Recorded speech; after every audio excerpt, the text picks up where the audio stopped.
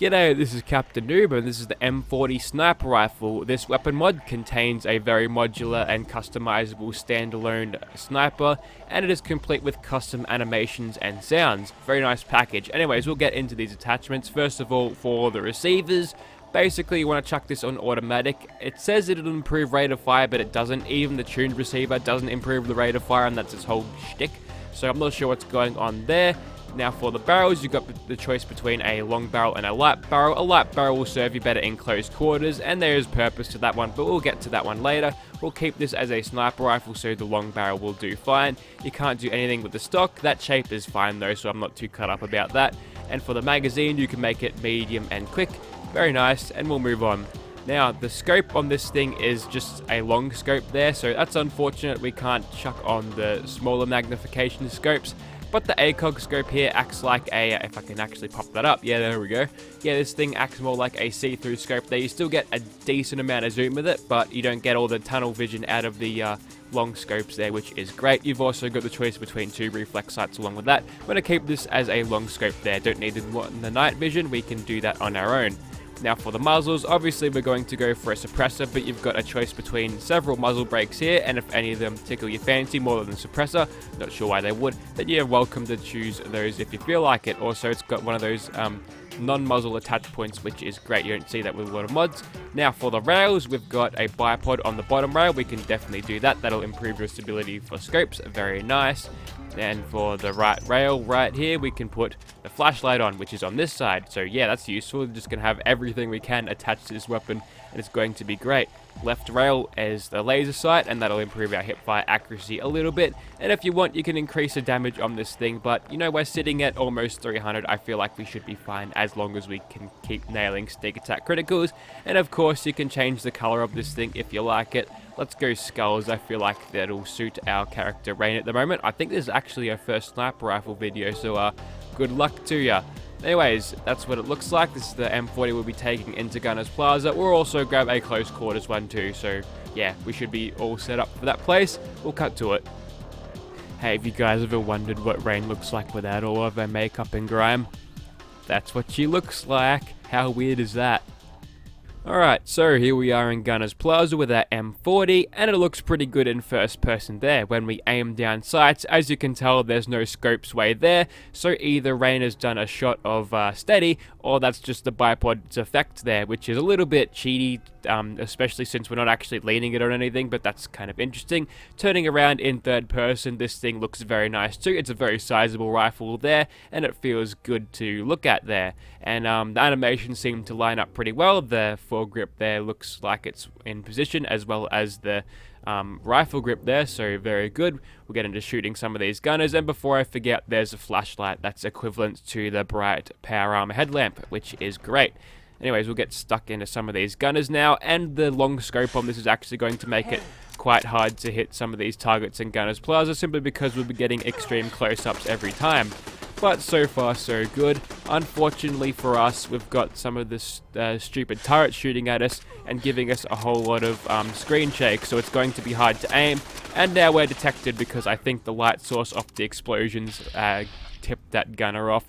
So we're going to have to no-scope her, or maybe if we... No, she's at that range that we have to use that to actually succeed there, so I guess that's a nice thing about this weapon. If your targets are too close of a range to you, just use that.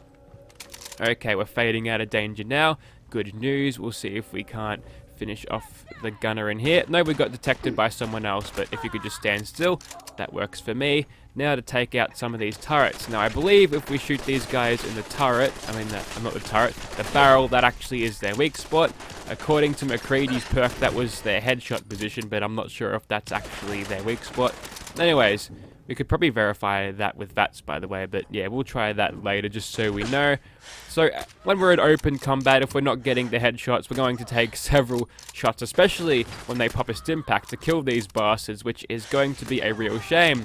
And the scope is a little bit too cumbersome for this point, so I'm going to whip out the one with the reflex sight, and we'll be able to hit these guys at closer ranges there, and that should be good. You can also see the bolt cranking animation there, which is not exactly fast, and that is a big contributor to why this thing's DPS is so terrible.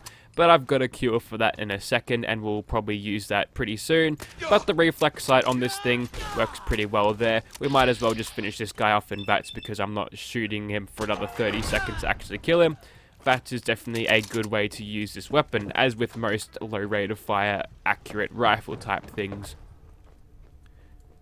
Pop that gunner there, and we'll switch to my third one. This one's got the damage modifier going all the way up to 99, so we'll be getting pretty much double damage. And as you can tell, we get a nice see-through scope type deal on the Acog sight there. Stand there, Bridget. Very nice. We can actually one-shot Captain Bridget with this now, so that's good.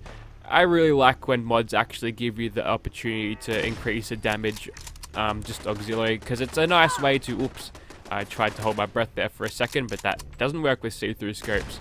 But yes, it's a good way for the players to balance the weapon according to which difficulty they play on, because obviously as a developer of mods, you know that people are going to play on all different types of difficulties, so adding that extra little bit of damage you can add to your weapon really helps the players out who are stuck on playing on very hard all the time, either due to consistency of their videos or just their stubbornness on playing on harder difficulties. But as you can tell here, this thing is a little bit more usable when you can actually one-shot these guys. Even though I've got the damage multiplier on, we probably would have been able to kill all those guys anyway, except for Captain Bridget.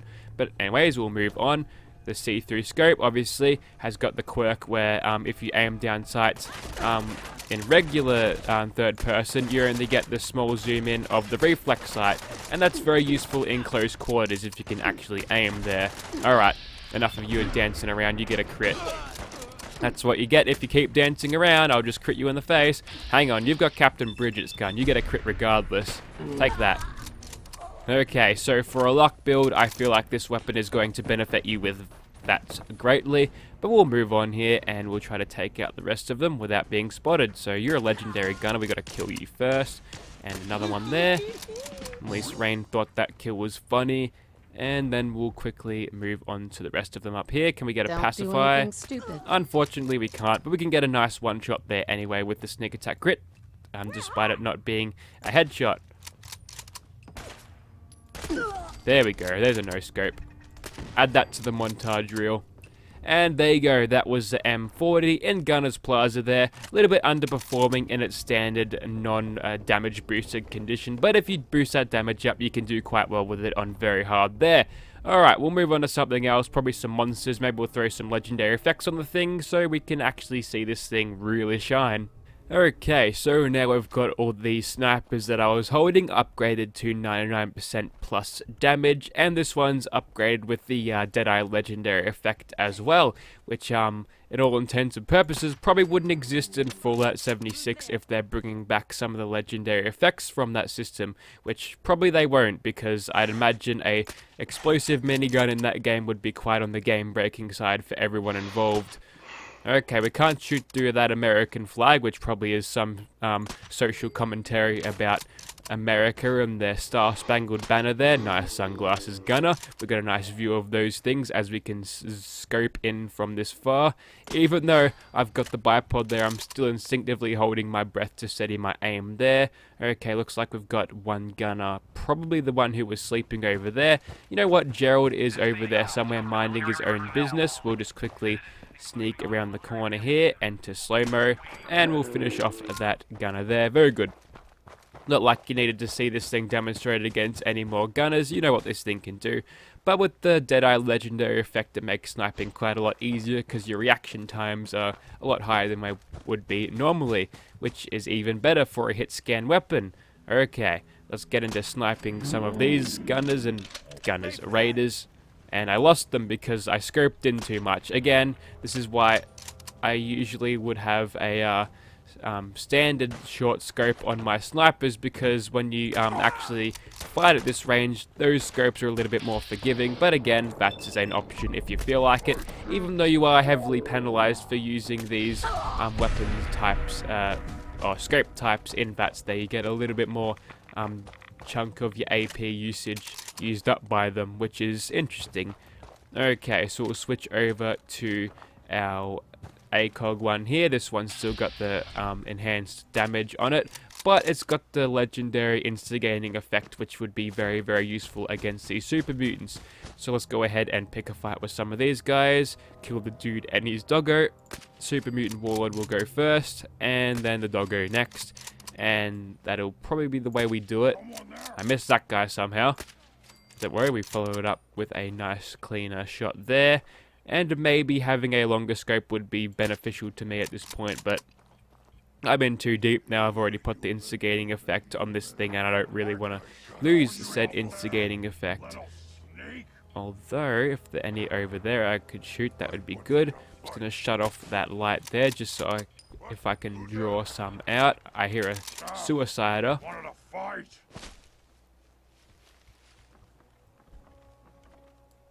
Really? You're just going to take a sit down? That's fine. They will almost will get 4k damage on you there. Alright, looks like that guy is nice and unaggroed there, so we might as well just take him out like that. Very good.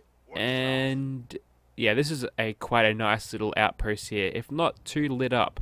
Usually if they've got some ambient lighting on you, I feel like the super mutants will detect you a lot easier there. And as you can tell, we weren't able to one-shot that super mutant there because we're a little bit out of range. If we had got a headshot, probably would have.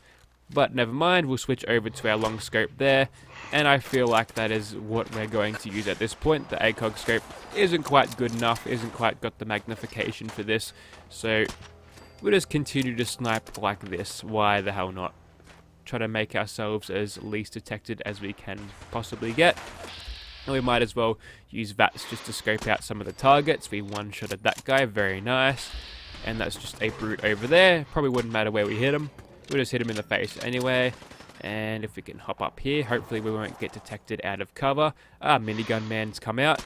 Or it's slightly come out there. We hit him on the arm there, didn't do too much damage.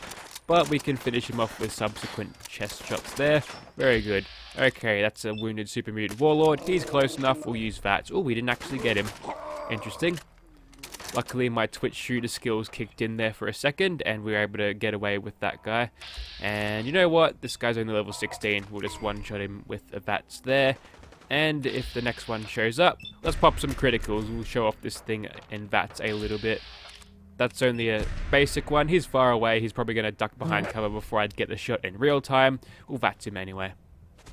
Now, according to Todd Howard, VATS is going to exist in Fallout 76, but obviously it's going to be real time, because how they're going to slow time for one player without slowing down time for all players? The game would be locked in a perpetual slow motion because some arsehole would just sit there with VATS open all day. It wouldn't be nice. So yeah, I'm actually interested in how that would actually work.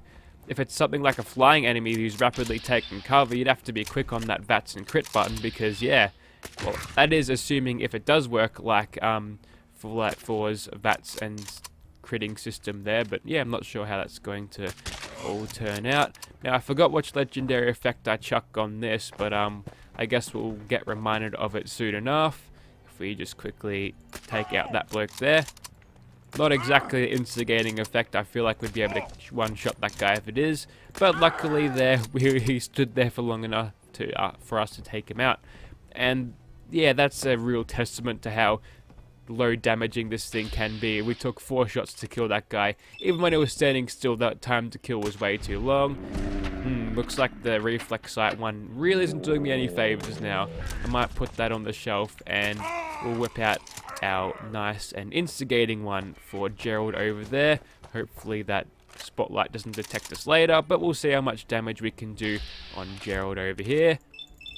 Okay, so with the Acog scope, we get a little bit better VATS efficiency, which is great. 3600 damage on him, which is pretty decent. Maybe if we were closer, we'd be able to get a little bit better damage, but without that instigating effect, we're still doing, what, 2300, which is nothing short of brilliant.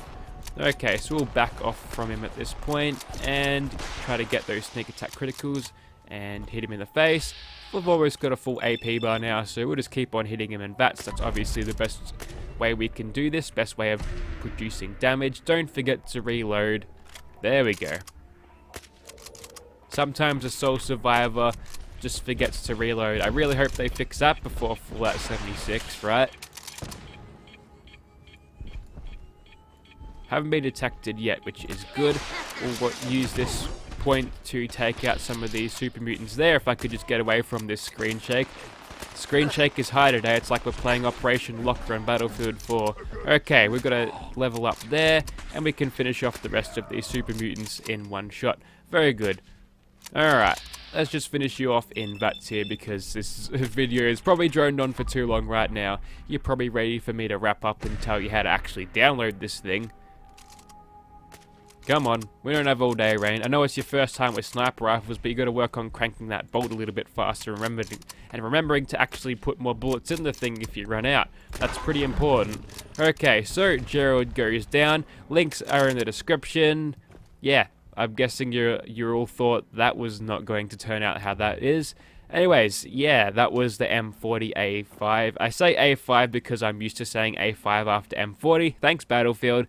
But yeah, it's a pretty solid sniper weapon. If you're playing on lesser difficulties, you'll find yourself not having to use this thing with its damage enhancements to actually make it viable. But if you are, then definitely use them. They're there, and you probably want to use them. You want to make this thing as powerful as you can. And it's really good there also if you're actually attached to this weapon in any way, shape or form too. Also the Raine companion mod, which is a character I'm playing as right now, I'll throw that in the description too. That's standard procedure at this point. If you haven't noticed it, then you probably haven't downloaded any of the weapon mods. Thank you for watching, guys.